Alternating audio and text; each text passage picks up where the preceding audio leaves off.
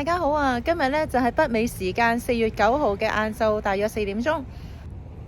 咁我啱睇新聞呢，就見到就話，哇！美國嘅 Walmart 呢就俾人瘋狂掃晒啲中國貨啊！咁就所有貨架呢嘅中國貨全部冇晒，同埋好多嘅grocery 啦，都係升咗好多嗰啲價錢，即係日用品嗰啲呢就升咗好多。咁我而家就即刻揸車過嚟 Walmart 呢睇下，究竟我呢邊嘅Walmart 呢嘅情況係點啦？咁不如一齊入去睇下。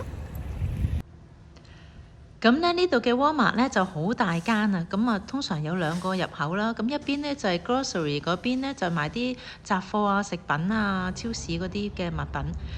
咁而另一邊呢，就係買家庭起居用品啲電器啊咁樣。咁我哋就行去睇下啲電器嗰邊嘅情況係點先啦。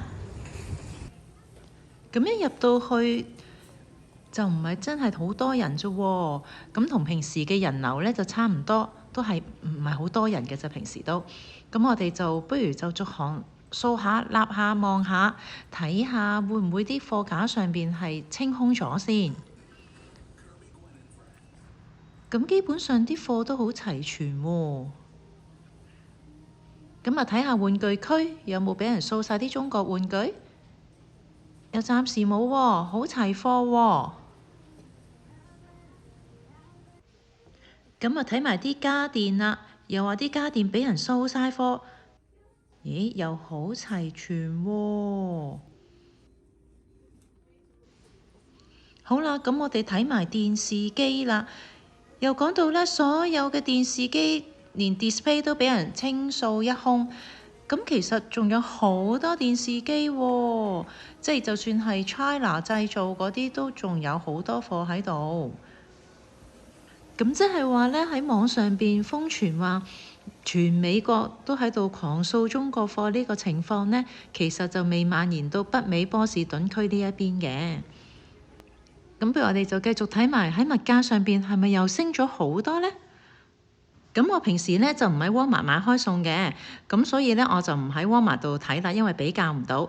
咁我就帶大家去我平時買開餸嘅 supermarket 去睇睇，究竟個物價係咪真係升咗好多啦？咁入到去呢都唔算係好多人，咁亦都唔見有話瘋狂掃貨去囤貨嘅情況出現喎。同埋整體嘅存貨都比較齊全，亦都唔見有人龍排隊掃貨，都係比較冷清嘅。咁啊，就去睇下啲菜係咪真係加得咁犀利先，啲價錢又特別講到話生菜平時2蚊一個，就變咗2個6，都加咗30%，但係呢度都係同樣2蚊啫。至於其他平時買開嘅香蕉、芝士啊、蛋啊、鮮奶啊、肉啊等等嘅食品，其實全部價錢都係一樣喎。暫時呢就未見有加價，咁所以呢，希望呢一個嘅關稅戰唔會影響太大啦。